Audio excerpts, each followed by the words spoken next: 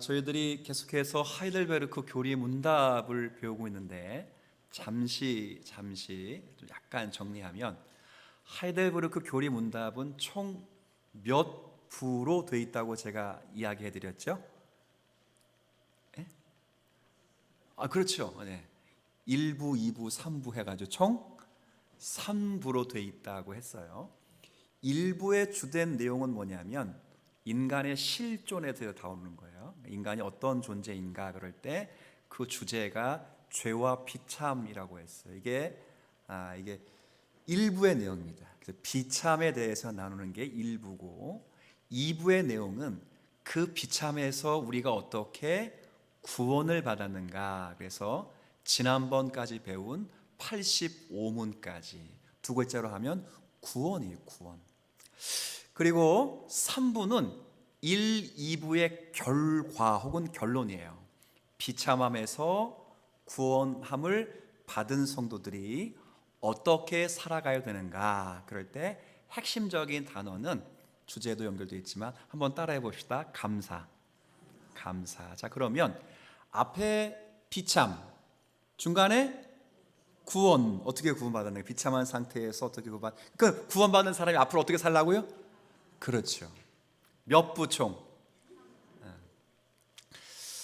여러분들이 힌트를 드리려고 하는 건 아니고요. 우리 찬양자원들, 제가 전에 있던 교회에서 찬양 칸타타 하잖아요. 칸타타 할 때 제가 디렉터를 한 적이 있습니다. 저는 안 어울리죠. 제가 보니까 목사님이 무슨 찬양, 거기 일단 지휘자가 음대 교수님이시고 반주자도 전공자고 대부분 솔로 다 솔리스트 다 그런 분들인데 제가 칸타타 디렉터예요. 디렉터. 목회자가 무슨 디렉터를 할 수 있을까? 제가 음악 전공했을까요? 저나 여러분이나 다 아시는 것처럼 제가 그렇다고 노래를 잘하는 것도 또 그렇다고 아니라고 대놓고 또 이야기하시는 거죠. 그래도 제 아내한테 물어보세요. 이쁘다 그러지. 못해요. 잘 못하는. 근데 어떻게 디렉터를 했을까? 제가 신학적으로 짜줬습니다. 보통 음악회를 하면 보통 몇 부로 되어 있어요? 2부로 되어 있죠. 2부. 제가 물론 3부도 있는데 2부 하지 말고 3부로 해라. 3부로 해서 1부는 비참에 관해서 찬양하라. 2부는 구원에 관해 찬양하라.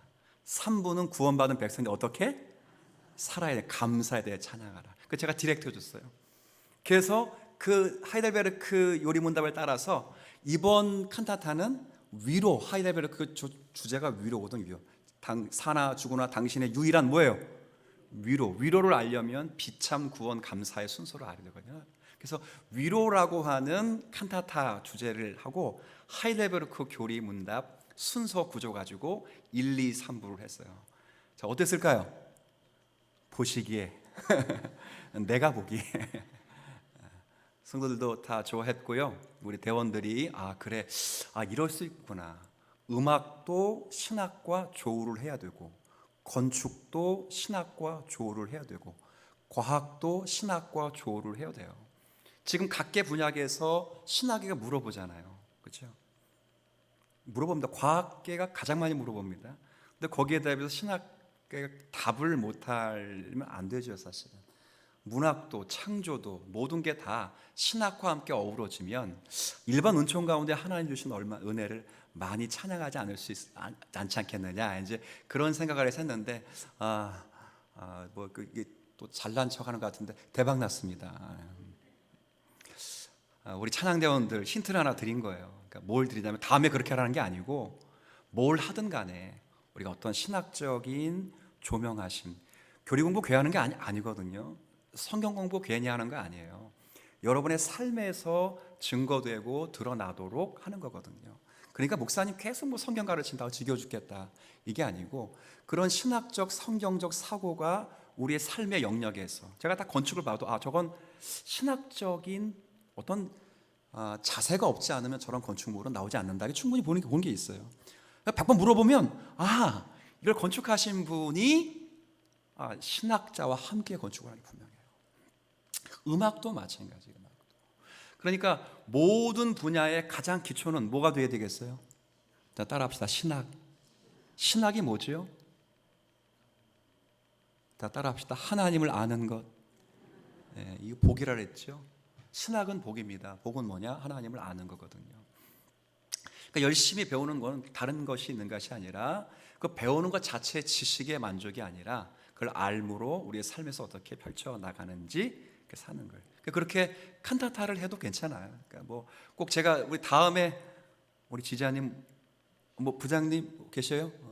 하라는 거 아닙니다. 다음에 그렇게 하면 또 내가 하라고 해서 한 것 같으니까 다음엔 그렇게 하지 말고 혹시나 하게 되면 그 다다다다다다 다음에 하세요. 그래 제가 혹시 오해를 안 하죠. 뭐 내가 푸시한 것도 아닌데. 근데 놀랍게도 찬양대도 다 받아 적었어요. 거의 다. 그렇게 하지 할 것 같아서 그런 것 같아요. 이제 푸시하는 거 아니니까. 그게 필요합니다. 그러니까 여러분들이 신학 배우는 것, 하나님 아는 것 배우는 거 단순하게 그냥 넘기는 것이 아니라 우리의 삶에서 적절히 사용될 수 있는 지식이 되어야 된다. 이거 먼저 말씀드리죠. 자, 그래서 오늘부터는 이제 3부의 내용인데, 그렇죠? 바꿔 말하면 구원받는 것이 최종적인 삶의 목표가 아니라는 거예요. 인생의 목표는 하나님의 백성이 되는 것에 있는 것이 아니라 그 하나님의 백성이 일평생을 하나님 안에서 사는 것에 목표가 있어야 됩니다. 그러므로 우리가 처음 회개하고 중생을 했을 때 그 체험이 굉장히 중요하고 강렬해서 우리가 살아가면서 언제나 회심 그리고 중생을 추억하고 반추하고 되돌아보는 것은 구원의 감격을 유지하는 데서 굉장히 중요한 일이지만 거기서 머물러 있어는 안 되고 신자는 앞으로 따라합시다. 전진해야 돼요. 혹시 마라톤 아시죠? 다 알아도 뛰어보진 않았습니다. 저도 뛰어보지 못했지만 뛸 염두도 안 나지만 출발섬이 결승전이 된다고 해서 그 자리에 서 있으면 돼요, 안 돼요? 안 되잖아요. 뛰어야죠. 그죠? 딱 출발해 놓고 어차피 2시간 한 20분 되면 다시 돌아오니까 숨었다가 딱 나타나면 다 뽀록 납니다. 카메라 들고 뛰는 이유가 다 그거예요. 다 찍는 거예요. 거기 없으면 끝나는 거예요. 다 뛰어야 돼요. 뛰는다고. 구원회라고 하는 건 내가 구원받은 게 인생의 출발점에 불과하지 우리의 결승점은 구원받은 백성으로 살아가서 그리스도 형상을 완전히 회복하는 겁니다. 그래서 우리에게 신학이 필요하고 교리가 필요하고 교리는 하나님의 말씀을 잘 정리해 놓은 게 필요하다는 거죠. 그래서 이걸 통상적으로 감사를 다른 말로 뭐라고 하냐면 좀 졸려오니까 한번 따라 볼까요? 성화. 감사가 뭐라고요? 성화예요. 성화. 거룩한 삶입니다.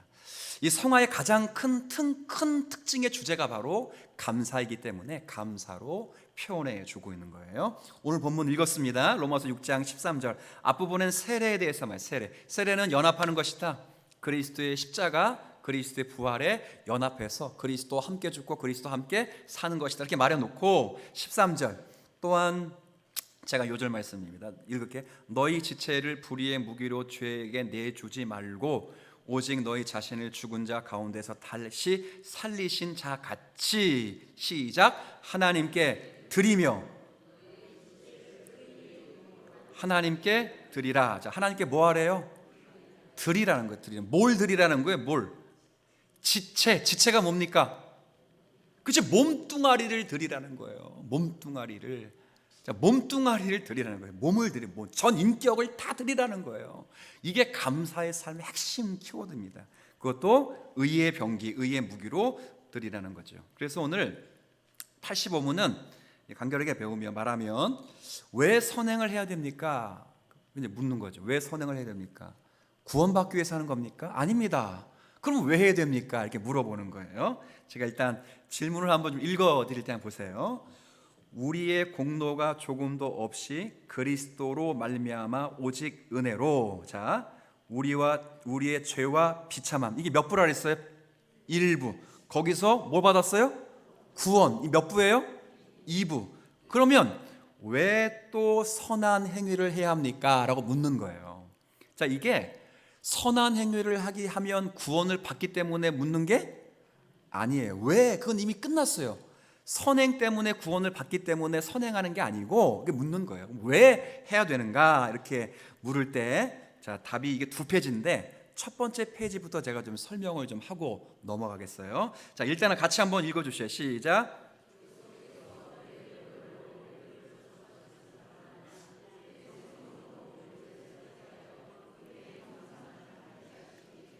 네, 동그라미 두 개 있죠? 자, 동그라미 두 개 있어요. 자, 일단 그리스도의 형상을 뭐하게 하기 위해서요? 네, 왜 선을 향합니까? 구원받기 위해서 향하는 거 아니죠. 왜 선을 향합니까? 그리스도를 닮았기 때문에, 담기 때문에 하는 겁니다. 이게 무슨 말이냐면, 자, 잘 이제 지금부터 이제 집중해 들으시면 됩니다. 왜 우리가 선을 행하여 됩니까? 그럴 때 근원적인 답이에요. 이게 근원적인 답이고, 다음에 세 가지가 거기에 부수적으로 따라오는 거예요. 이건 좀 이따 설명하고, 근원적인 답은 뭐냐?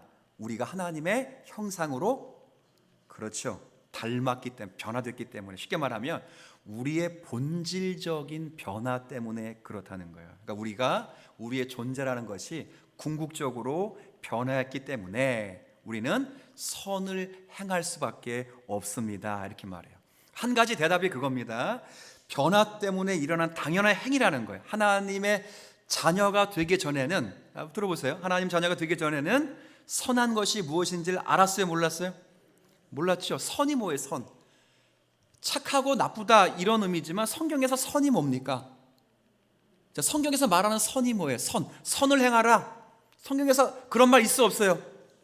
아름다운 덕을 선전해라. 선을 행하라. 선을 베풀라. 그 선이 뭐예요? 선. 네?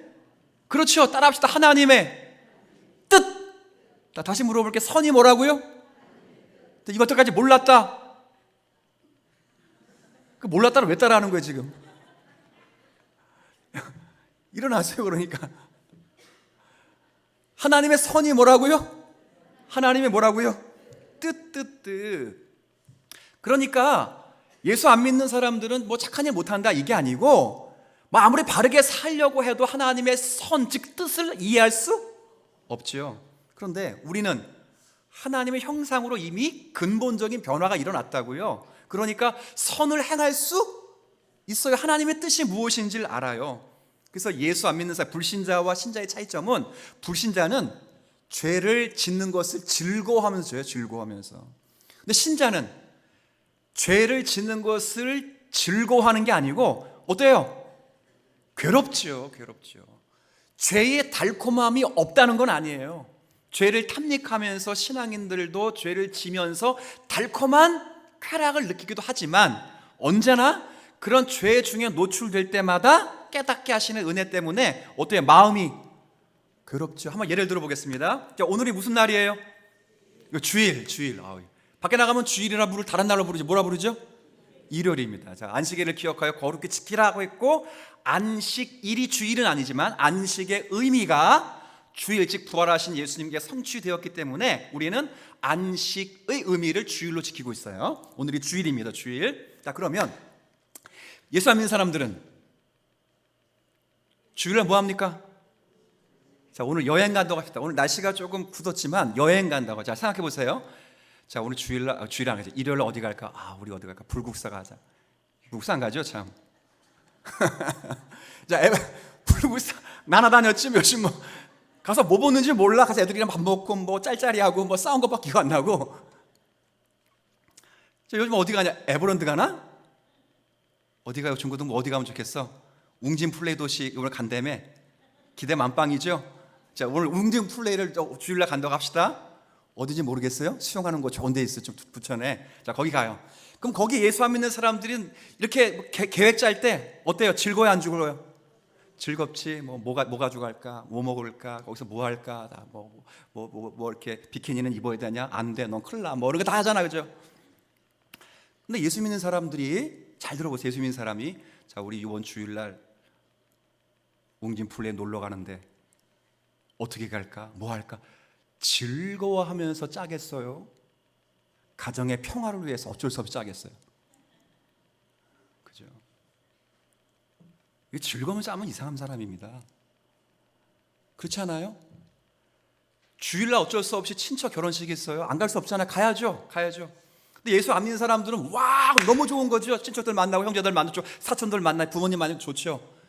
근데 예수 믿는 사람이 와, 너무 좋다. 막 거기 가서 막 잔치 음식도 있고, 와, 그걸 뭐라 부르죠? 바보라 부르지 뭐. 그 즐거움은 이상한 거죠. 그렇지 않아요? 다른 거예요, 다른 거. 여기서 선하다는 건 하나님의 뜻을 아는 자가 되었다는 거예요. 그 아는 자가 되었기 때문에 모르는 때에는 즐겁게 지었던 모든 죄들이 지금은 뜻을 알기 때문에 즐겁게 질 수가 없어요. 짓고 있는 중에는 쾌락을 느낄 수도 있지만 항상 그게 우리의 마음에 불편하게 만든다고요. 그 왜 그래요?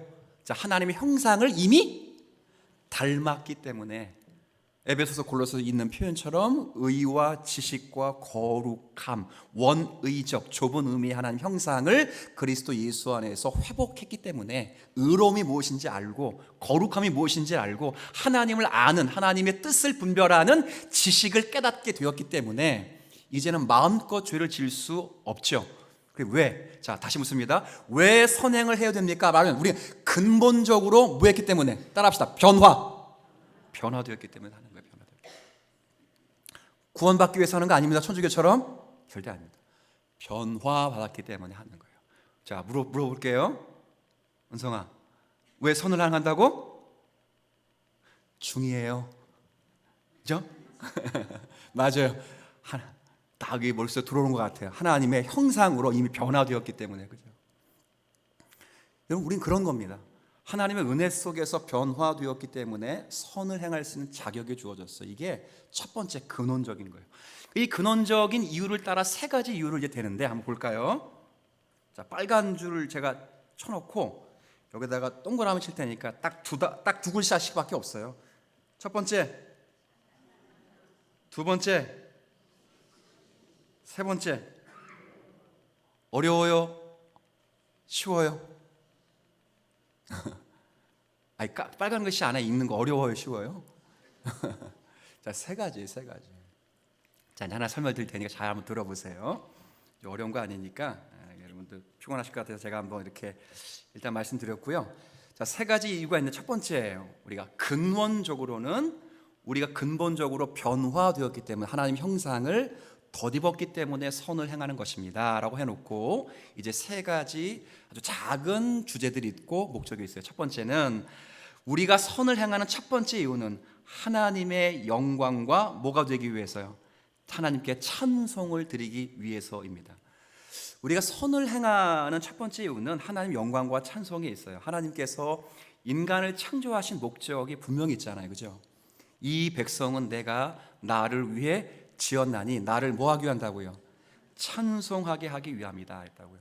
하나님께서 아담을 처음 창조하시고 인간을 창조하신 목적은 당신의 영광을 찬미하도록 그렇게 인간을 만드셨어요. 물론 죄의 유혹을 따라 죄가 유입됨으로 인하여 그 영광을 돌리는 일들을 자신에게 돌려서 하나님의 영광에 찬탈되기도 했지만 그들이 스스로 하나님을 찬양할 수 없을 때 하나님이 그리스도 예수 안에서 우리를 구속해 주셔서 거듭나게 되었어요. 그래서 어떻게 됐냐면, 자, 좀 힘드시겠지만 우리 에베소서 1장 말씀 한번, 이건 적어오지 않았기 때문에 한번 볼게요. 1장, 에베소서 1장을 한번 가보세요. 멀리 있지 않습니다. 자, 1장 3절부터 6절까지인데요.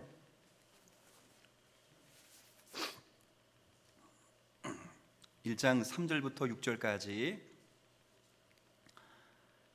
자, 제가 5절까지를 읽고 6절은 같이 읽어주시면 돼요. 찬송하리로다 하나님 곧 우리 주 예수 그리스도의 아버지께서 그리스도 안에서 하늘에 속한 모든 신령한 복을 우리에게 주시되 곧 창세 전에 그리스도 안에서 우리를 택하사 우리로 사랑 안에서 그 앞에 거룩하고 흠이 없게 하시려고 그 기쁘신 뜻대로 우리를 예정하사 예수 그리스도로 말미암아 자기의 아들들이 되게 하셨으니 이는 그가 사랑하신 자 안에서 우리에게 거저 주시는 바 그의 은혜의 영광을 뭐하도록 하기 위함이요? 그렇죠. 달리 말하면 선행을 위해 우리를 구속하셨다 하는 모든 내용은 궁극적으로 하나님의 영광과 그를 찬송하도록 하는 목적과 연결되어 있다는 거예요. 구속의 목적을 증거하는 것이 선행이다 이렇게 말하는 거죠. 자, 요절 한번 몇 가지가 있는지 한번 볼까요? 오늘 있는 요절도 있지만 조금 한번 본다볼게요. 자, 베드로전서 2장 9절 한번 같이 읽어봅시다. 시작. 너희는 택하신 족속이요 왕 같은 제사장들이요 거룩한 나라요 그의 소유가 된 백성이니 이는 너희를 어두운 데서 불러내어 그의 기이한 빛에 들어가게 하신 이의 아름다운, 예, 그렇죠. 아름다운 행위, 아름다운 역사들을 뭐하도록 하기 위해서, 찬양하도록 하기 위함이라 이렇게 말했어요. 그러니까 근본적으로 우리가 변화되었던 상태에서 선을 향하는 첫 번째 이유는 하나님께 뭘 올려드리기 위해서? 찬송. 그러니까 여러분들이 이제 조금 조심스러운 이야기도 되지만 잘 들어보시면 정확한 이야기거든요. 하나님 여러분 찬미합니다 라고 해서 찬미되는 게 아니에요. 잘 들으세요. 오늘 찬송할 때 하나님 영광 받아주세요 찬미합니다, 그러다가 찬미되는 게 아니라고요. 사실은요. 네? 그럼 어떻게 해야 돼요? 그렇게 실제 뭐 하면 되겠어요? 살아야죠. 그렇게 살아야죠. 하나님이 영광 받으신 모습 가운데 그렇게 살아낼 때, 거기에 하나님 말씀대로 순종할 때 하나님이 찬미를 받으시는 거예요. 입술로 찬양하는 게 아니고, 입술이라고 하는 건 최종적인 우리의 마음의 행위가 뭐 되는 거죠? 고백되는 거잖아요. 근데 솔직히 말하면 고백되는 것이지만 고백이 되기보다는 인도자의 강요에서 나올 때가 많아요. 적어요. 언제 확인하냐면 가사가 무슨 뜻인지도 모르면서 뭐 할 때? 노래할 때 있어요 없어요? 자, 물어볼까요? 오늘 찬송 뭐 했어 인도자가?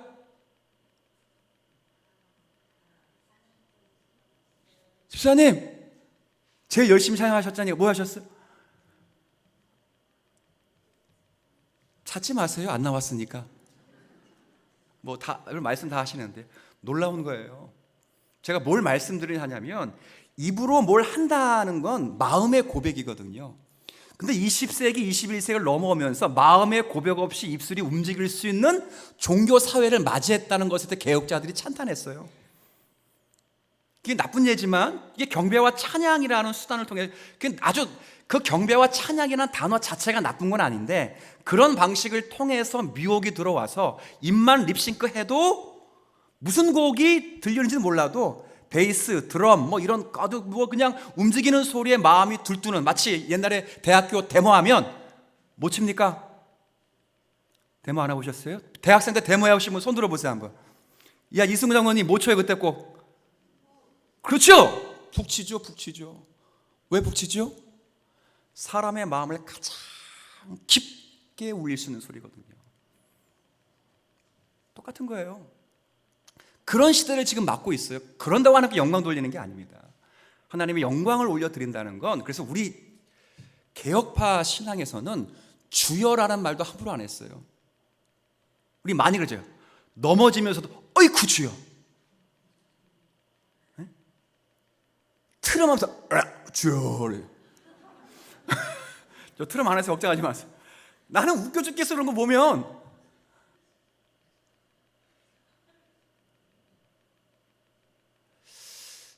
근데요, 우리가 하나님의 이름을 부를 때 거기에 인격이 개입되지 않으면 우리 많은 신앙의 선배들은 여호와 이름을 어떻게 부른다고요? 망령되이 부른다고 했다고요. 조심했다고요. 그러니까 찬양을 드릴 때도 인도자보다는 회중들이 목소리를 내는 것이 중요하고, 더 중요한 건 제가 찬양대 늘 부탁하죠. 운율보다 더 중요한 건 뭐라고요? 그 찬양대원 앞에 보세요. 운율보다 중요한 건 가사의 가사라고. 찬양대원은 그래서 가사를 다다다다다 외워야 돼요 사실은. 그리고 가사 전달력 굉장히 좋아야 돼요. 노래 잘한다고 찬양대 되는 거 아니에요. 노래 잘하는 건 기본이고, 우리 찬양대 보니까 노래 다 잘하더라고요. 어느 정도 잘하냐면 나보다 잘해요. 그럼 됐어요. 근데 왜 나보다 잘하면 나보다 잘하는 것 좀 보이니까 그러잖아요. 저보다 못하는 사람은 한 명도 없어요. 우리 찬양대원 중에 저보다 노래 못하는 사람 손 들어보세요. 뭐 손 들고 싶겠어요? 자존심 상했는데 없어요. 없다고. 나보다 다 잘한다고요. 근데 중요한 건, 그것보다 더 중요한 건 가사의 뭐예요? 전달력이에요. 가사예요. 그 가사가 우리의 내 삶 속에 정말 울리는가 하는 거예요. 또 얼마나 노래를 많이 부르는데 얼마나 노래 가사를 못 외우는지 몰라요. 우리 신앙의 선배들은 노래가 많지 않아서 노래 가사를 외운 게 아니고 주장차 이 신앙의 고백 때문에 노래를 했기 때문에 다 가사들을 외우지만, 우리는 너무 많이 부르는데도, 너무 많이 듣는데도 가사를 사실을 모르죠. 다음부터는 이거 한번 줘야겠어요. 우리 저기 찬양대 할 때 가사를 외워서 부르는 거. 자, 우리 사역자들 잘 기억하세요. 가사를 뭐 하는 거? 가족 찬양대 한번 할 거예요. 이제 코로나 끝났으니까. 우리 지난번에 했을 때 뭐 엄청 인기가 좋았어요. 막 가족분 나와서 하는데 막 힘도 나고 응원도 되고. 근데 중요한 거 이번에는 가사를 뭐 하는 거? 외워서 진짜 가사의 전달력을 잘. 어차피 노래 실력은 다 고만고만 하더라고요. 그러니 가사가 어떻게 전달되는가, 그게 굉장히 중요해요. 찬양을 올려드린다는 건 노래한다 이런 의미 아니라 우리의 아름다운 하나님의 뜻이 우리의 삶 속에서 하늘에서 이루어진 것 같이 내 땅에서, 즉 내 신령에서, 내 삶에서 이루어질 때 하나님은 뭐를 받으신다고요? 영광을 받으신다. 그게 첫 번째 목적이에요. 왜? 하나님의 형상으로 우리는 변화됐기 때문에. 첫 번째 목적. 두 번째는, 자, 그 다음 다시 한번 돌아볼게요. 두 번째 동그라미 어디 있습니까? 확신이에요. 확신. 좀 간단하게 설명하면, 성경은 저 사람이 그러니까 좋은 나무다 나쁜 나무다 그걸 뭘로 알 수 있다 그랬어요? 아주 간단하게 뭐죠? 그렇죠? 열매. 그렇죠? 열매로, 예수님 말씀하셨습니다. 열매로 그들을 알지니. 가시나무에서 포도를, 그렇죠? 엉겅퀴에서 무화과 나무가 열매가 열리겠느냐. 그죠? 이와 같이 좋은 나무에서 좋은 열매를 맺히고 나쁜 나무에서 나쁜 열매가 맺히는 거예요. 이게 돌아갈 수 없다고요. 요한복음 15장에 보면 가지가 포도나무에 붙어 있으면 반드시 가지에 뭐가 맺혀요? 포도가 맺히는 것처럼, 쉽게 설명하면, 간단하게 말하면, 내가 하나님의 뜻에 순종하며 살아가는 모습을 보면서, 아하, 내가 포도나무인 그리스도에게 붙어 있는 것이 뭐라고요? 맞구나. 확신할 스스로. 인간이 자연적으로 할 수 없는 이 행동을 내가 성령의 역사 가운데 이렇게 순응하며 할 수 있는 것을 볼 때 내가 하나님의 백성이 맞구나, 이걸 깨닫게 하는 게 두 번째 목적이에요. 그러니까 이건 스스로에게 유익이 돼요. 그러니까 선을 행하면서 그렇구나, 내가 정말 주의 자녀가 맞구나, 내가 예수님의 백성이 맞구나, 하나님의 사람이 맞구나 하는 것을 깨닫게 된다, 이 이야기를 하는 거고요. 조금 이따 성경 읽어보고, 세 번째는 빨간 글씨 마지막에 어디에 쳐있지요? 인도입니다. 인도. 우리가 선을 행함으로 믿지 않는 사람들이 우리의 선을 보고 주님 앞에 돌아오는 거예요. 유명한 성경 구절이 있기 때문에 하나 제가 읽어볼게요. 자, 한번 읽어보십시다. 시작. 이같이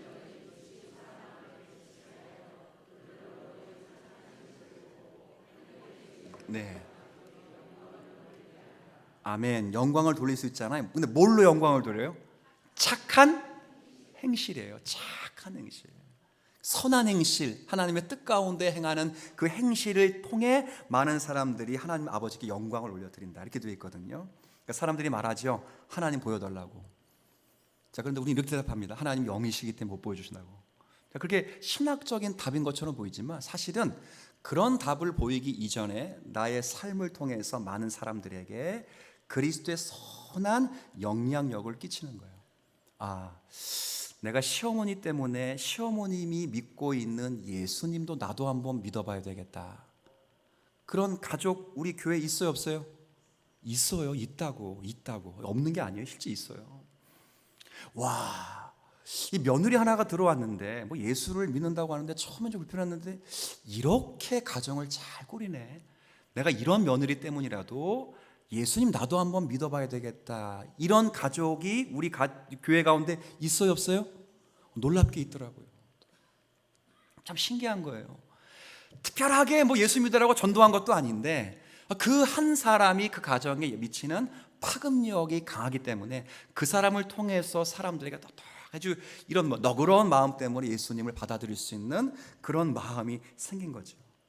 신앙인들이 잘해야 돼요. 성질 부릴 거 다 부리고 욕심 부릴 거 다 부리면서 나중에 교회 다니자 이렇게 하면 가겠어요? 그죠? 시장 가면 다 안 되며요. 시장 가면 저 사람 그러면 다.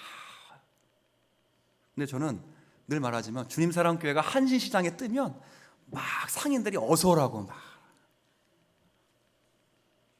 한번 얘기했잖아요. 이화대학교 총장님은 과일 장소 전도하려고 12개월 동안 썩은 사과만 골라갔어요.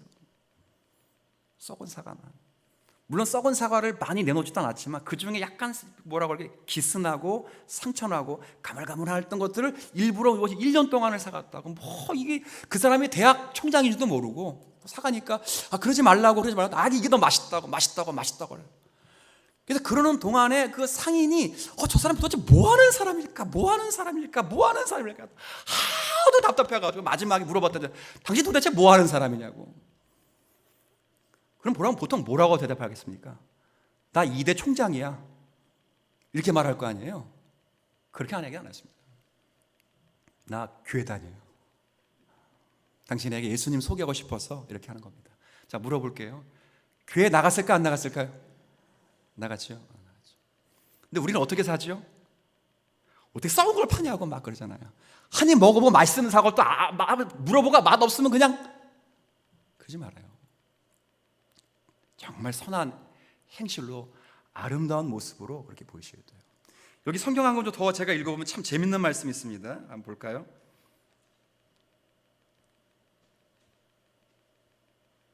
자, 요거 한번 제가 읽어볼게요. 아내들아, 이와 같이 자기 남편에게 순종하라. 이는 혹 말씀을 순종하지 않는 자라도 말로 말미암지 않고 그 아내의 행실로 말미암아 구원을 받게 하려 함이니. 2절 같이 읽습니다. 시작. 너희의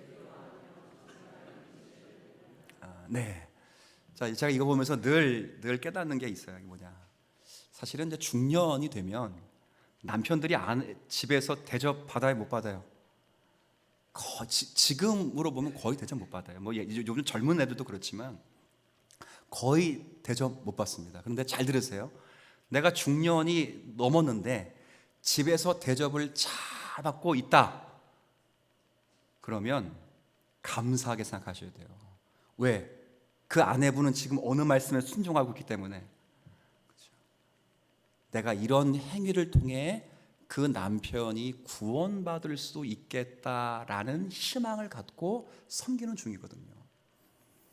그러니까 그렇게 해서 돌아온 사람들이 있어요. 신락 같은 희망 따라 그렇게 진행한다고요. 그러니까 그런 말씀을 통해서 우리가 이렇게 저렇게 착한 행실을 통해서 많은 사람들을 인도할 수 있기 때문에 그렇다 하는 거예요. 자, 정리합니다. 첫 번째는 근원적으로 우리가 변화되었기 때문에, 하나님의 형상, 그리스도의 형상으로 변화되었기 때문에 선을 베풀며 살아가는 거예요. 왜? 그 속에 피로써 우리를 거듭나게 하셨을 뿐 아니라 성령께서 우리를 그리스도의 형상으로 변화시키기 때문에 그런 거예요. 그래서 그런 모습 가운데 찬송하고 확신을 얻고, 그리고 마지막에 뭐 할 수 있도록? 인도할 수 있도록 그렇게 선을 베푸는 거죠. 하나만 제가 간략하게 읽고 정리할 텐데요. 그런데 끝까지 이런 이야기를 했어, 이런 설교를 듣고 이런 말씀을 읽으면서도 감사하지 않는 삶을 계속 살아가는 사람들. 자, 이거 교회 밖에 있는 사람이 아니라 교회 안에서도 이렇게 하는 사람도 있다면 그 사람이 구원을 얻을 수 있을까요, 없을까요? 답은 있다, 없다? 있다, 없다? 없다요, 없다. 한번 볼까요? 읽어볼까요? 절대로 그렇지 않습니다. 한번 같이 읽습니다. 시작. 음란한 자, 간음하는 자, 도둑질하는 자, 탐욕스러운 자, 술 취하는 자, 비방하는 자, 강도 같은 자들은 하나님 나라를 유업으로 받지 성경이 선언하고 있기 때문입니다. 받을 수 있다, 없다? 없다요, 없다. 그러니까 잘 들으세요. 이거 마지막 결론입니다. 선행이 구원의 이유와 조건은 아니지만 반드시 선행은 구원에 따라오게 되어 있다, 없다? 있다. 자, 그래서 선행이 지속적으로 없다면 저 사람은 구원받지 못한 사람이라고 간주할 수 있다, 없다? 있다는 거. 자, 무슨 말씀인지 이거 이해하셨어요? 다시, 선을 행해야만 구원받는 게 아니에요. 그렇죠? 이건 하나님이 다 하신 겁니다. 은혜로 받았습니다. 그러나 반드시 구원받은 사람에게는 뭐가 나타난다? 선행이 나타나요. 근데 지속적으로도 선행이 나타나지 않는 사람이 있다면, 자, 그 사람은 구원받은 사람이 아니라는 거예요. 그럼 뭐 하는 사람이에요? 구원받은 것으로 뭐 하는 사람? 착각하는 사람이에요. 착각하는 사람. 자기가 변주 알고 자라가는 가라지에 불과하다는 거예요. 근데 언제 드러납니까? 추수때. 이 말은 가라지도 자기가 뭔 줄 알았다고요? 신천지 교주가 누굽니까? 이만희 미친놈이잖아요, 그죠? 제가 왜 사기꾼이라고 안 그러고 미친놈이라고 하냐면, 사기꾼은 자기가 가짜인 걸 알아요, 몰라요? 사기꾼은 가짜인 걸 알아요. 근데 이만희 씨는 미친놈이라는 걸 왜 미친놈이라고 하냐면, 이 사람은 자기가 진짜 하나님이라고 지가 믿어, 지가. 그러면 사기꾼이 아니라 뭐예요? 왜 너무했나? 목사가 미친놈이라는 말에서 너무한가? 그 미친놈이에요, 걔는. 근데 놀라운 건 지금 힘도 없거든요. 근데 지금도 자기가 뭐라고요? 주님이 피곤하셨대. 자기가 지금도 하나님을 미친놈이라고요. 언제 한다고? 자기가 축정이라는 걸. 마지막 때 알아요. 놀라운 건 모르고 산다는 거예요. 교인들이 그럴 수 있어요. 교회 들락날락하는 사람 가운데 다 알고 아니거든요. 반드시 뭘로 알 수 있냐? 열매로 알 수 있어요. 열매. 가장 큰 열매는 순종이에요, 순종. 하나님 말씀에 순종하며 자기 십자가를 지는 거거든요. 그러면서 선행을 베푸는 거예요. 그러니까 여러분이 지금부터 점검하십시오. 뭘 점검해야 되나? 나는 그리스도의 형상으로 변화되었다라고 믿는다면, 여러분이 변화된 자로서 선행을 통하여 감사하고 내가 구원받은 것을 확신을 누리며 즐거워하시고, 그리고 그 선행을 통해 많은 사람들을 인도할 수 있는 사람이 되기를 기대하시고요. 그리고 이런 선행을 즐겨하시면서 여러분을 통해 하나님의 뜻이 이루어지기를 기대하고 감사할 수 있는 오늘의 말씀으로 받는 저와 여러분이 다 되었으면 좋겠습니다.